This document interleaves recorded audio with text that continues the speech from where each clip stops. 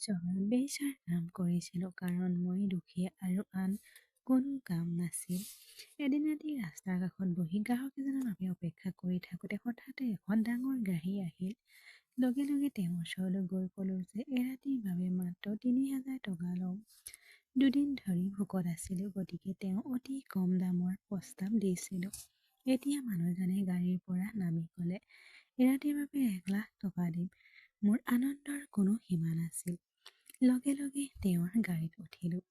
এটা প্ৰকাণ্ডৰ বাংলোৰ সন্মুখত গাড়ীখন ৰৈ গ'ল। সোমোৱাৰ লগে লগে চাৰিওফালে লাইটবোৰ জ্বলি উঠিল।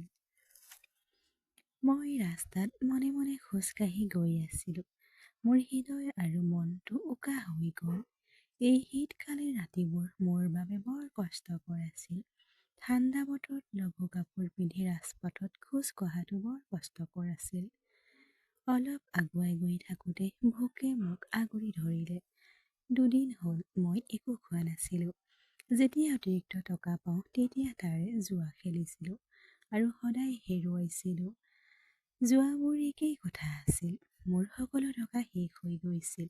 এতিয়া মই ভোকত মৰিছিলোঁ। ধনী পৰিয়ালৰ মানুহে মোৰ দৰে ৰাজপথৰ ছোৱালীক ভাল নাপায়। তেওঁলোকৰ বাবে আমাক অসুস্থ বা লেতেৰা বুলি গণ্য কৰা হৈছিল। কোনো বেমাৰৰ চিন্তা নাথাকিব বুলি তেওঁলোকে সদায় উচ্চতাৰ পৰা মালিকক মাতি আনিছিল।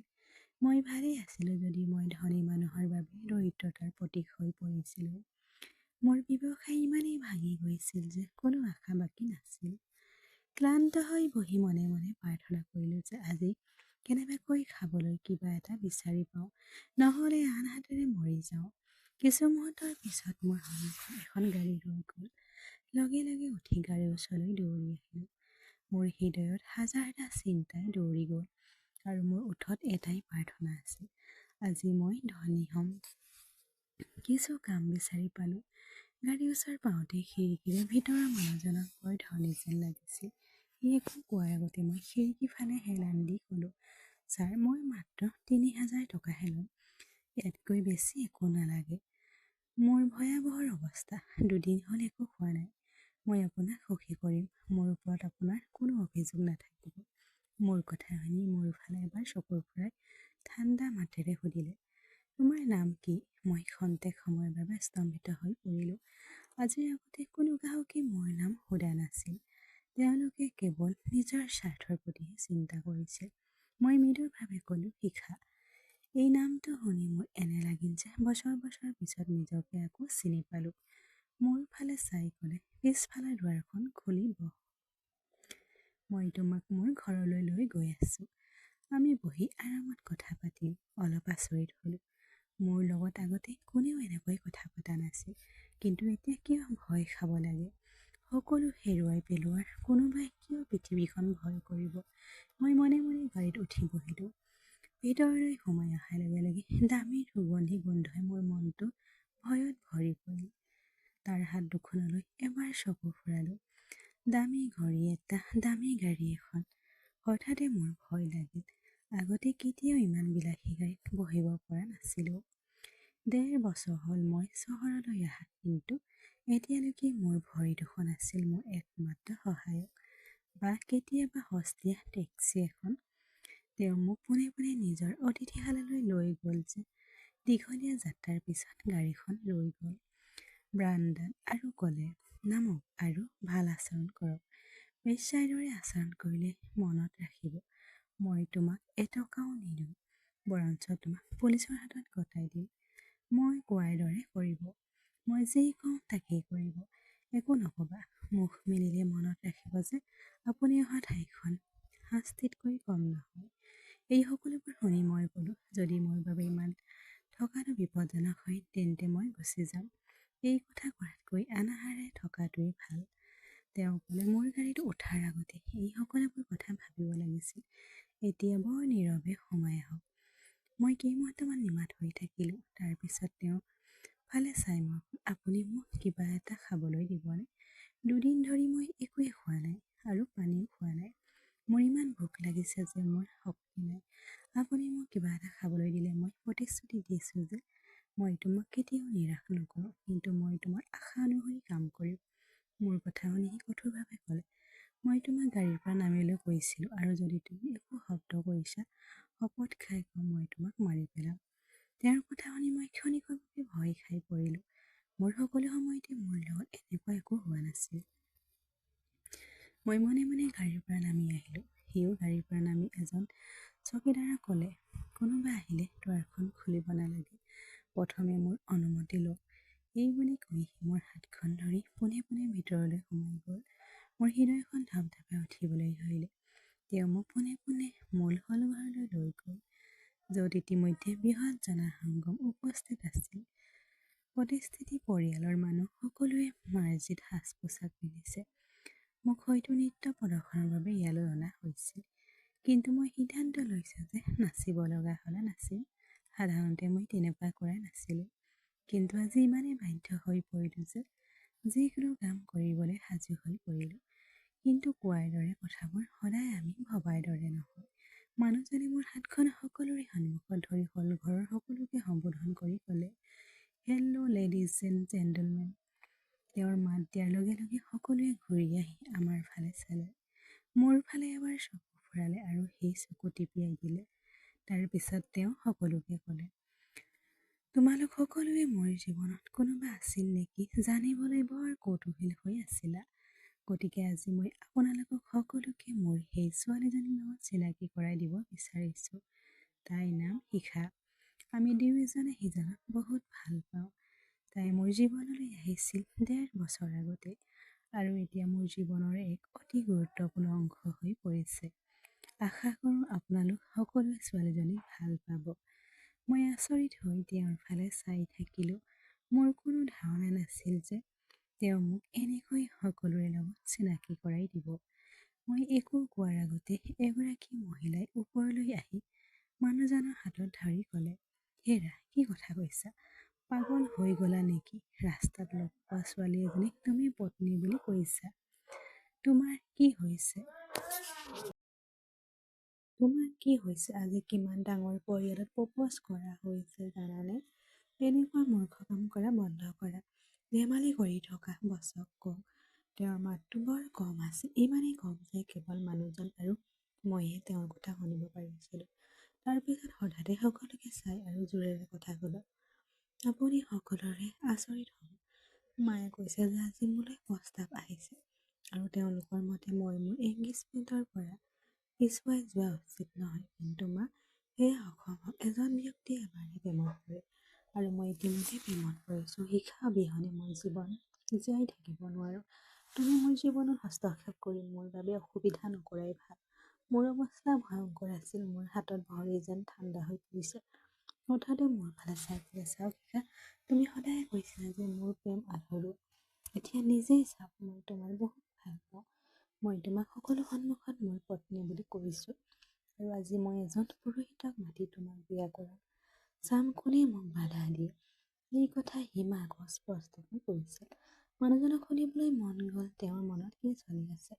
কিন্তু পৰিস্থিতি এনেকুৱা আছিল যে মই হাঁহি হাঁহি এই নাটকৰ অংশ হ'বলৈ বাধ্য হ'লোঁ। মোক খাদ্য আৰু টকাৰ প্ৰয়োজন আছিল। মই তেওঁক নিজৰ স্বাৰ্থত ব্যৱহাৰ কৰা হওক বা আন কোনো কাৰণত ব্যৱহাৰ কৰা হওক, মই আৰু গুৰুত্ব নিদিলোঁ। মই লগে লগে ক'লোঁ, তুমি যি ক'বা সেয়াই হ'ব। যদি তুমি মোক বিয়া কৰাব বিচাৰিছা আৰু সেইটো এতিয়াই মই সাজু। আলহী আছে আৰু সুযোগ আছে। মই নাকচ নকৰোঁ, কিন্তু মোৰ কথাবোৰে মোক কিমান অসুবিধা দিব তাৰ কোনো ধাৰণা নাছিল। ঠিক তেতিয়াই তেওঁ নিজৰ দেহৰক্ষীক ফোন কৰিলে।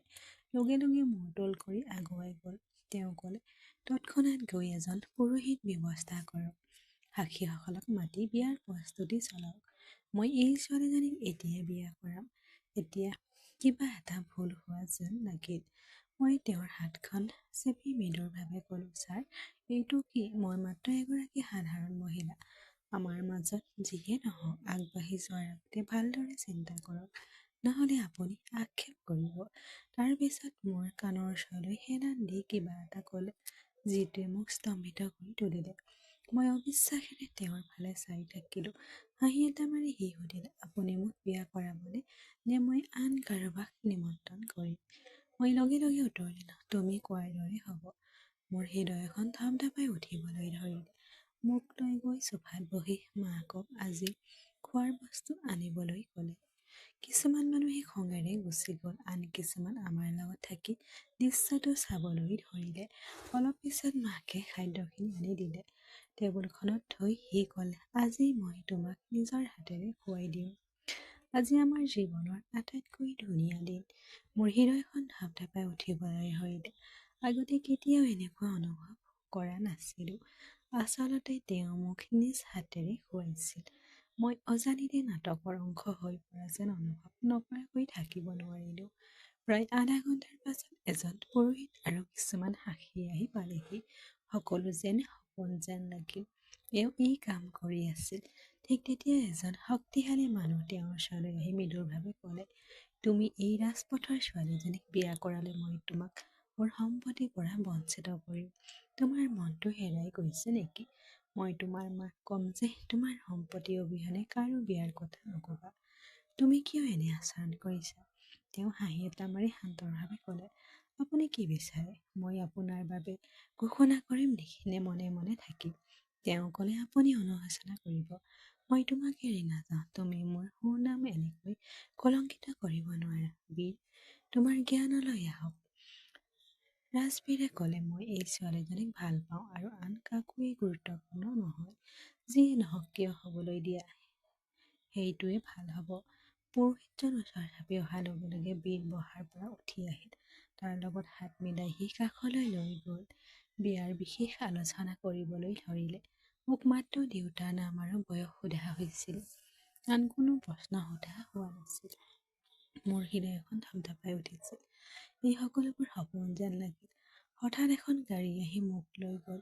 ইমান ভয়ংকৰ আট্টালিকালৈ আনি ইমান সন্মানেৰে বহিবলৈ দিয়াটো সপোনতকৈ কম নাছিল। ১.৫ বছৰ আগতে যেতিয়া মই চহৰত ভৰি দিছিলোঁ, তেতিয়া মোৰ চিন্তাবোৰ একে ধৰণৰ আছিল। মই নিজাকৈ ব্যৱসায় আৰম্ভ কৰিম নে মোৰ জীৱনটো গঢ়ি তোলা আৰু তাৰ পিছত বিয়া হৈ থিতাপিলোঁ। কিন্তু মই নাজানিছিলোঁ যে তালৈ গ'লে মোৰ জীৱনটো মই কেতিয়াও কল্পনা নকৰা দুৰ্যোগলৈ পৰিণত হ'ব।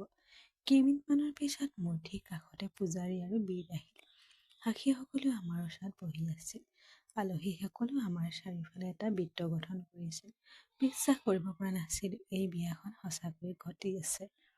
বীৰৰ ফুচফুচনিটো মনত পৰাৰ লগে লগে মোৰ হাত ভৰি খন্তেক সময়ৰ বাবে কঁপি উঠিল। চকুলো ওলাই আহিল। মোৰ জীৱনটো চিনেমাৰ দৰে চকুৰ আগত জিলিকি উঠিল। চকু পানীটো দমন কৰি মই চকু টিপিয়াই দিলোঁ। পুৰোহিতে ক'লে, শিখা, তোমাক বীৰৰ লগত জুই সন্মুখত বিয়া কৰাইছে। কন্যাদান অনুষ্ঠানৰ সময়ত মোৰ হাত দুখন কঁপি উঠিল। জুই ৭টা ৰাউণ্ডৰ সম্পূৰ্ণ কৰিলোঁ। বিয়া শেষ হোৱাৰ লগে লগে পুৰোহিতে মোক আশীৰ্বাদ দিলে। তাৰ পিছত শুভেচ্ছা আৰম্ভ হ'ল। মানুহ আছিল, অভিনন্দন বুলি ক'লে আৰু তাৰ পিছত গুচি গ'ল। বিয়াৰ সকলো ৰীতি নীতি শেষ হোৱাৰ পিছত মই মূৰ তল কৰি বহিলোঁ। পলাবলৈ মন গৈছিল যদিও পৰিস্থিতি এনেকুৱা আছিল যে মই লৰচৰ কৰিব পৰা নাছিলোঁ। অলপ পিছত বীৰে ক'লে, আহা, তোমাক তোমাৰ কোঠাত থৈ দিওঁ। জিৰণি ল'ব পাৰিবা, পিছত লগ পাম। মই কষ্টেৰে মাত দিলোঁ। মোৰ হাতখন ধৰি সি চিৰিৰ ফালে আগবাঢ়িল। এটা কোঠা, দুৱাৰখন খুলি সি ক'লে, ভিতৰলৈ সোমাই গৈ চোফাত মনে মনে বহিবা। মোৰ প্ৰায় আধা ঘণ্টা সময় লাগিব। পিছত আহি তোমাৰ লগত কথা পাতিম। এই বুলি কৈ সি তললৈ নামি গ'ল। ঢপঢপাই থকা হৃদয় এটা লৈ সোমাই আহিলোঁ। কোঠাটোৰ চাৰিওফালে চাই এনে লাগিল যে মই এটা সৰু ৰাজপ্ৰসাদ আছোঁ। ইমান গ্ৰেণ্ড ৰুম আগতে কেতিয়াও দেখা নাছিলোঁ। দেৱালত ওলমি থকা তেওঁ এখন ডাঙৰ ফটো। চহৰৰ এখন বিলাসী ৰেষ্টুৰেণ্টৰ সন্মুখত থিয় হৈ থকা দেখা গৈছে। কোঠাটোৰ সুন্দৰকৈ সজাই থোৱা আছিল। কোমল বিছনা, ধুনীয়া ধুনীয়া পৰ্দা আৰু দামী সজ্জা। মই তেওঁৰ প্লাছ চোফাৰখনত মনে মনে বহি তেওঁৰ ফালে অপেক্ষা কৰিলোঁ। জীৱনটো এনেকৈ সলনি হ'ব বুলি মই কেতিয়াও কল্পনা কৰা নাছিলোঁ। এসময়ত ৰাজপথত ৰাতি কটোৱা ছোৱালীজনী এতিয়া অকলে এটা ৰাজপ্ৰসাদ বহি আছিল। অলপ পিছত বহি শব্দৰ এটা শুনা গ'ল। চেক কৰিবলৈ যোৱা মন লাগিল যদিও নিজকে ৰখাই দিলোঁ। অপ্ৰয়োজনীয়ভাৱে ওলাই গ'লে তেওঁৰ খং উঠিব পাৰে। মই আৰু কোনো উপকাৰ বিচৰা নাছিলোঁ। আধা ঘণ্টামানৰ পিছত দুৱাৰত টোপৰ পৰিল। বীৰ আহিছে বুলি ভাবিছিলোঁ, কিন্তু দাসী আছিল। তাই ক'লে, মেডাম, প্লিজ জিৰণি লওক। ছাৰে ৰাতিপুৱা আহিব বুলি কৈছিল। কোনো কামত ওলাই গৈছিল? হয়। দুৱাৰখন ভিতৰৰ পৰা বন্ধ কৰক। বিচনা কাষৰ ফোনটোৰ পৰা যি লাগে অৰ্ডাৰ কৰিব পাৰে। মই মনে মনে মাত দি বিচনাত শুই পৰিলোঁ। ইমান কোমল বিচনাখন মই জীৱনত কেতিয়াও দেখা নাছিলোঁ। গাঁৱত মোৰ নিজা ঘৰ আছিল। তাত মোৰ পৰিয়ালটোক সন্মান কৰা হৈছিল। মই কেতিয়াও কোনো অসন্মানৰ সন্মুখীন হোৱা নাছিলোঁ। কিন্তু তাতো ইমান ধুনীয়া বিচনা নাছিল। শুই থকাৰ লগে লগে মোৰ গভীৰ টোপনি আহিল। জীৱনৰ গতি কেতিয়াও বন্ধ হোৱা নাই আৰু হয়তো কেতিয়াও বন্ধ নহ'ব। মোৰ চকু দুটা মেলি গ'ল। কিছু মুহূৰ্তৰ বাবে মই ক'ত আছোঁ বুজিব পৰা নাছিলোঁ। তাৰপিছত লাহে লাহে মোৰ চেতনা ঘূৰি আহিল আৰু ৰাতিৰ প্ৰতিটো দৃশ্যই প্ৰতিধ্বনিত হ'বলৈ ধৰিলে। মই মনে মনে বিচনাখনত আকৌ বহিলোঁ। কিছু মুহূৰ্তৰ পিছত মনত এটা চিন্তা আহিল। এতিয়া প্ৰাৰ্থনা কৰিব লাগেনে? সেই মুহূৰ্তত মোৰ সাজ পোছাকে মোক পবিত্ৰ আৰু শ্ৰদ্ধা স্থানত থকাৰ দৰে অনুভৱ কৰিবলৈ নিদিলে। হঠাৎ মোৰ চকু ইণ্টাৰকমৰ ফালে গ'ল। তেতিয়া মোৰ মনত পৰিল দাসীয়ে কোৱা কথাখিনি। কিবা প্ৰয়োজন হ'লে ইণ্টাৰকমত ফোন কৰিব পাৰি। দ্বিধাবোধ কৰি ইণ্টাৰকমটো তুলি কাণত থৈ দিলোঁ। কেইছেকেণ্ডমানৰ পিছত আনটো মূৰৰ পৰা এগৰাকী মহিলাৰ কোমল মাতটো আহিল। হয় মেডাম, কি লাগে? মই থমকি গ'লোঁ। তাৰপিছত কথা ক'বলৈ সাহস গোটাই ল'লোঁ।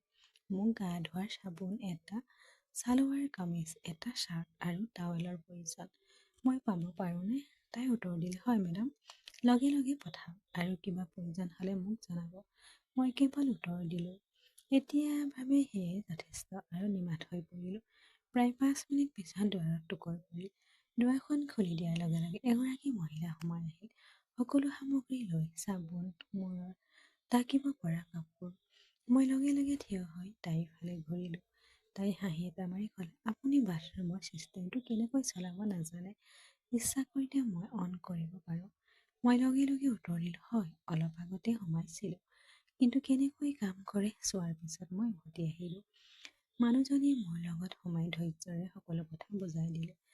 মই প্ৰতিটো সবিশেষ ভালদৰে অধ্যয়ন কৰিলোঁ, কিয়নো মই ইয়াত কেইদিনমান থাকিম। গতিকে ৰীতি-নীতি আৰু পৰম্পৰা শিকিব পৰাটো গুৰুত্বপূৰ্ণ আছিল।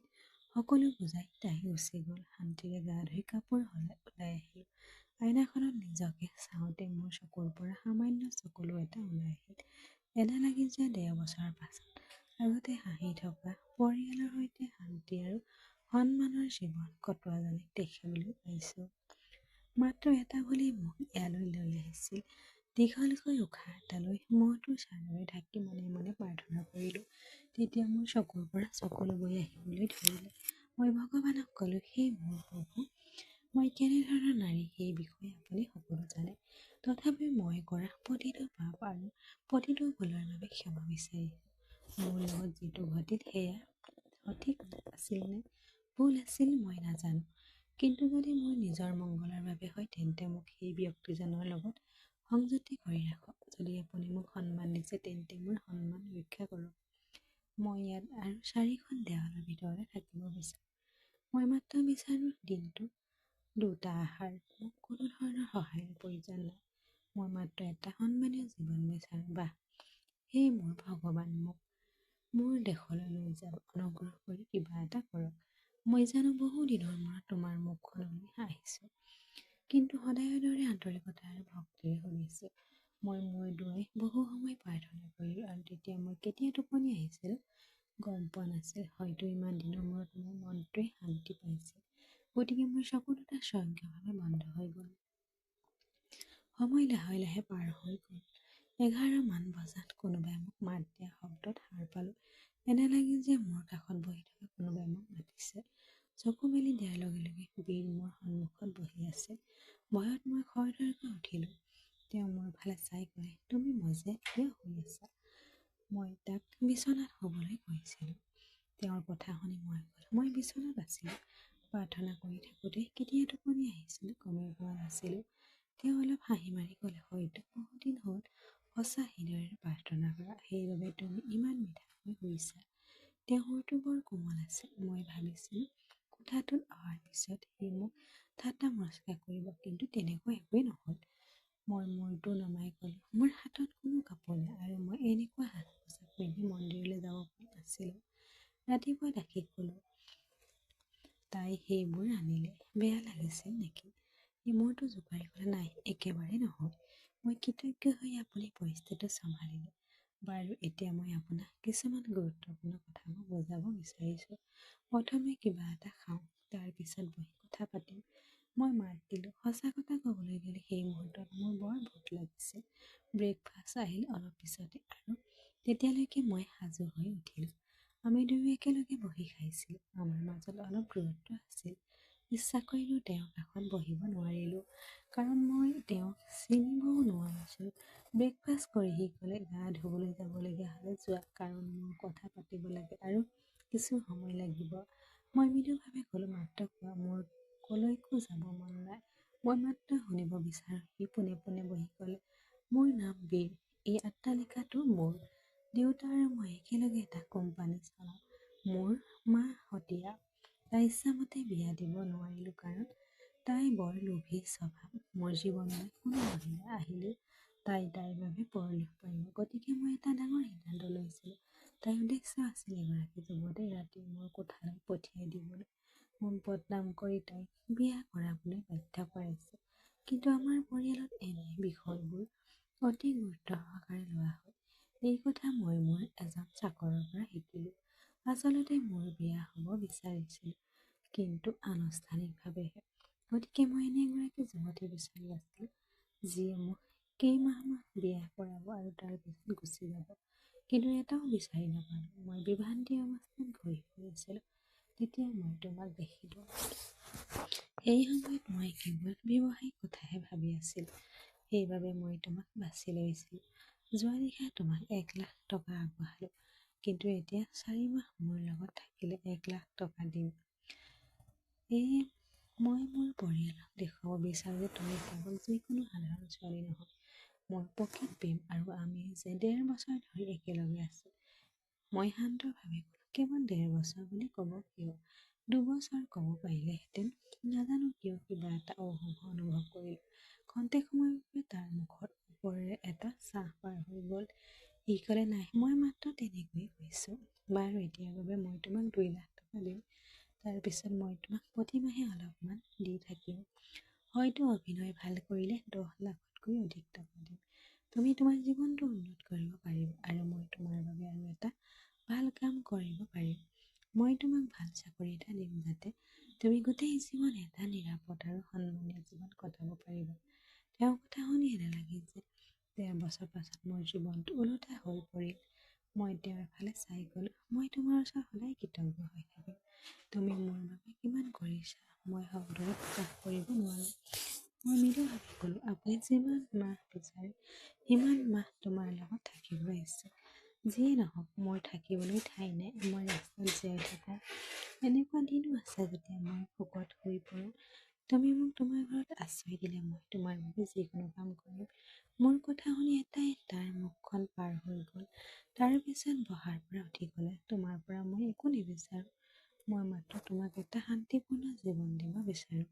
মই যিমান পাৰোঁ মোৰ ভুলৰ ক্ষতিপূৰণ দিব বিচাৰোঁ। সি থমকি ৰোৱা নাছিল। সি কোঠাটোৰ পৰা ওলাই আহিল। মই মাত্ৰ তাৰ পিছে পিছে চাই থাকিলোঁ। তেওঁ কি কৈছিল মই একেবাৰে বুজিব পৰা নাছিলোঁ, কিন্তু মোৰ হৃদয়খনে ইমান বেগেৰে ধাও ধাপাই ধৰিব ধৰিলে যে চলি থাকি বন্ধ হৈ যাব। কিবা এটাই মোক নিশ্চয় মোৰ অতীতলৈ টানি আনিছিল, সেই বেদনাৰ এক অংশটোলৈ, যাৰ স্মৃতিয়ে মোক অসুস্থ কৰি তুলিছিল। মই আছিলোঁ এটা চৰ্দাৰ পৰিয়ালৰ কন্যা। মোৰ দেউতা আছিল ফেক্টৰী ঠিকাদাৰ। সকলোৱে আমাক সন্মান কৰিছিল। মোৰ বাহিৰে মোৰ 2জন ডাঙৰ ভাই আৰু 2গৰাকী সৰু ভনী আছিল। দেউতাই সকলোকে সন্মানেৰে ভাল পাইছিল, কিন্তু তেওঁ সদায় ছোৱালীক বিশেষ সন্মান দিছিল, যেন তেওঁলোকৰ আপনি মাৰ মাজত আছিল। তেওঁ কৈছিল, 2টা পুত্ৰৰ পিছত তুমি মোৰ বাবে হাহাকাৰ অনুভূতি আছিলা। তুমি অহাৰ পিছত মোৰ পৰিস্থিতি উন্নতি ঘটিছিল। মোৰ সৰু বৰ সকলো ইচ্ছা পূৰণ কৰিছিল। এবাৰ মই মোবাইল ফোন এটা কিনিবলৈ আগ্ৰহী হৈছিলোঁ। মই মাত্ৰ এবাৰ কৈছিলোঁ, আৰু তেওঁলোকে মান্তি হ'ল। মোৰ ভাইটিহঁতে জোৰ দি ক'লে, তাইক মোবাইল কিয় লাগে, তাই যোগ্য নহয়। কিন্তু দেউতাৰ কথা নুশুনি কোনেও নুশুনিলে। মোৰ জোৰত অৱশেষত মোবাইল ফোন দিয়া হ'ল। তাৰপিছত লাহে লাহে বন্ধু বান্ধৱীৰ লগত সংযোগ স্থাপন কৰিবলৈ ধৰিলোঁ। আনকি কিছুমান ল'ৰাৰ লগত ফেচবুকতো কথা পাতিবলৈ ধৰিলোঁ। প্ৰথমতে মজা লাগিছিল যদিও লাহে লাহে মই তাত মগ্ন হৈ পৰিলোঁ। এই সময়তে ৰিয়ান নামৰ এজন ব্যক্তিক লগ পাইছিলোঁ। বৰ মিঠাকৈ কথা কয়। তেওঁ চহৰত থাকে বুলি কয়। অলপ সময়ৰ ভিতৰতে তেওঁ মোক প্ৰপ'জ দিলে। মই লগে লগে হয় বুলি ক'লোঁ, কাৰণ তেওঁ মোক বৰ ধনী যেন লাগিছিল। মই তেওঁক ক'লোঁ, আপুনি আপোনাৰ পৰিয়ালক মোৰ ঘৰলৈ আনি মোক প্ৰেমৰ প্ৰস্তাৱ দিব লাগে, আহক। যদি আপুনি সঁচাকৈয়ে ধনী হয় তেন্তে আপোনাৰ বাবে কঠিন নহ'ব। কিন্তু তেওঁ নাকচ কৰিলে। তেওঁ ক'লে, মই বৰ্ণনা কৰা ধৰণৰ পৰিয়ালটো শুনি তোমাৰ দেউতাই এই সম্পৰ্কত কেতিয়াও মান্তি নহ'ব। তুমি নিজেই মোৰ ওচৰলৈ আহি ভাল হ'ব। মই তোমাক টকাখিনি পঠাম, মাত্ৰ মোৰ ওচৰলৈ আহক। তেওঁ কাতৰ অনুৰোধ আৰু কথা শুনি মই মান্তি হ'লোঁ। খন্তেক সময়ৰ বাবে দেউতাকে এই কথা কোৱাৰ কথা ভাবিলোঁ। হয়তো তেওঁ লৰচৰ কৰি মান্তি হ'ব। কিন্তু মোৰ সাহস নাছিল। হয়তো ভাগ্যৰ কথা আছিল যে মই ইচ্ছা কৰিও তেওঁৰ আগত মোৰ অনুভৱবোৰ প্ৰকাশ কৰিব নোৱাৰিলোঁ। লাহে লাহে তেওঁৰ কথাৰ প্ৰতি মোৰ আগ্ৰহ বাঢ়ি আহিল। এই পদক্ষেপ ল'বলৈ মোৰ ভয় লাগিছিল। কিন্তু মই কি কৰিব পাৰিলোঁ? মৰম আৰু টকাৰ আকৰ্ষণে মোক মোহিত কৰিছিল। মই সিদ্ধান্ত লৈছিলোঁ যে মই তাইলৈ গৈ মোৰ কেৰিয়াৰ গঢ়িম, বহুত টকা উপাৰ্জন কৰিম আৰু মাক দেউতাকৰ বাবে আৰামদায়ক জীৱন যাপন কৰাম। কিন্তু তেওঁলোকে কয় যে লোভ যেতিয়াই মানুহক আগুৰি ধৰে তেতিয়া তেওঁলোকৰ জ্ঞান হেৰুৱাই পেলায়। তেওঁ পৰামৰ্শ মানি চহৰ পালোঁ। তাৰ পৰাই মোৰ পতন আৰম্ভ হ'ল। চহৰ পাই তেওঁৰ লগত যোগাযোগ কৰিবলৈ চেষ্টা কৰাৰ লগে লগে তেওঁৰ কোনো উত্তৰ নিদিলে। বাৰে বাৰে ফোন কৰিছিলোঁ, কিন্তু কোনো সঁহাৰি নাপালোঁ। মোৰ হাতত যি টকা আছিল মই কেনেবাকৈ 10 দিন জীয়াই থাকিবলৈ সক্ষম হ'লোঁ। তাৰ পিছত সকলো শেষ হৈ গ'ল। মোৰ হাতত এটকাও নাছিল। মই বাচিলোঁ। কিছুদিন খাদ্যৰ বাবে ভিক্ষা খুজিলোঁ। কিন্তু তাৰ পিছত আহিল সেই অন্ধকাৰ ৰাতি, যিয়ে মোৰ পৰা সকলো কাঢ়ি লৈ গ'ল। বিয়াহত ৰাস্তাত দাঁতি বহি থাকোঁতে মোৰ কাষত এখন গাড়ী টানি আহিল। এজন মদ্যপান কৰা মানুহ ওলাই আহি ইংগিত দিলে আৰু মই ইমানেই দুৰ্বল হৈ পৰিলোঁ যে মই নাকচ কৰিব নোৱাৰিলোঁ। মই সকলো তেওঁৰ হাতত তুলি দিলোঁ। বিনিময়ত তেওঁ মোক 500 টকা দিছিল, যিটো মোৰ পেট ভৰিবলৈ যথেষ্ট আছিল। কিন্তু এইটোৱে আছিল মোৰ পাপৰ পথৰ আৰম্ভণি। প্ৰতিদিনে নতুন গ্ৰাহক বিচাৰি পাই অপৰাধৰ অন্ধকাৰ পৃথিৱীৰ বাবে মোৰ জীৱনৰ দুৱাৰ মুকলি কৰি দি মই কি কৰিব পাৰিলোঁহেঁতেন? মই শিক্ষিত নাছিলোঁ। মোৰ হাতত দেউতাৰ সমৰ্থন নাছিল। মোৰ পৰিয়ালটো নাছিল। এই পথটো ল'বলৈ বাধ্য হ'লোঁ। চাকৰি এটা পাবলৈ বহুত চেষ্টা কৰিলোঁ। কিন্তু সেই চাকৰিবোৰ কেৱল পৰামৰ্শ বা ৰেচিডেন্স পাৰ্টিত থকাসকলৰ বাবেহে উপলব্ধ আছিল। মোৰ দুয়োটাৰে অভাৱ আছিল। গতিকে খুব কম পইচাৰ বাবে ভৰিৰে মোহাৰি যোৱা নাৰী হৈ পৰিলোঁ। সময় লাহে লাহে পাৰ হৈ গ'ল। গম পোৱাৰ আগতে মই ইয়াত থকা 1.5 বছৰ হ'ল। মনত এতিয়াও এই প্ৰশ্নটো ৰৈ আহিল যে মোৰ দেশত সকলো কেনেকুৱা হ'ব। আগতে একো নাজানিছিলোঁ, কিন্তু এতিয়া সেই মানুহজনক দেখি কিয় নাজানো এনে লাগে যে আগতেও তেওঁৰ লগত কথা পাতিছোঁ। যেতিয়া তেওঁ মোক তেওঁৰ সম্পূৰ্ণ নাম বীৰ বুলি ক'লে, তেতিয়া হঠাতে ৰিয়ানৰ নামটো মোৰ মনত প্ৰতিধ্বনিত হ'ল, যিয়ে মোৰ জীৱনত ধুমুহা আনিছিল। তেওঁৰ কথা শুনি মোৰ হৃদয়খন ধাপ-ধাপাই উঠিবলৈ ধৰিলে। এনে লাগিল যে জীৱনে মোক 13 বছৰ পিছুৱাই লৈ গৈছে। সময়বোৰ খৰধৰকৈ পাৰ হৈ গৈছিল। মোক দুপৰীয়া আহাৰ দি দাসীজনী গুচি গ'ল। কিন্তু এতিয়া মই কেৱল বীৰৰ বাবে অপেক্ষা কৰি আছিলোঁ। ৰাতি 9 বজা মানত সি কোঠাটোত সোমাই গ'ল। সি সোমাই অহাৰ লগে লগে মই তাৰ মুখত থিয় হ'লোঁ। সি একো কোৱাৰ আগতে মই তাৰ কলাটো ধৰি জোকাৰি জোকাৰি ক'লোঁ, মিছা নক'বা। তুমি একেইজন মানুহ, ৰিয়ান। তুমিয়ে মোক গাঁৱৰ পৰা চহৰলৈ মাতিছিলা। প্ৰেমৰ জাল বোৱাই মোৰ জীৱনটো নষ্ট কৰি পেলালে তুমিয়ে। মই ক'লোঁ, তুমি মোৰ পৰা একো লুকুৱাব নোৱাৰা। তোমাৰ দেউতাৰ শপত খাইছোঁ। তুমি সদায় কৈছিলা যে তুমি তেওঁক বহুত ভাল পোৱা। আজি মই সত্যটো জানিব বিচাৰোঁ। ইমানবাৰ ভগৱানৰ ওচৰত প্ৰাৰ্থনা কৰিলোঁ যে মই তোমাক এবাৰ লগ পাই তোমাক সুধিব পাৰোঁ, মই তোমাৰ কি অন্যায় কৰিলোঁ যে তুমি মোৰ লগত এনে ব্যৱহাৰ কৰিলা। মোৰ কথা শুনি তেওঁ হঠাতে আঁঠু লৈ জোৰেৰে কান্দিবলৈ ধৰিলে। তাৰ চকুপানী ৰৈ নাথাকিল। সেই মুহূৰ্তত মোৰ সন্দেহবোৰ শুদ্ধ বুলি নিশ্চিত হৈ পৰিল।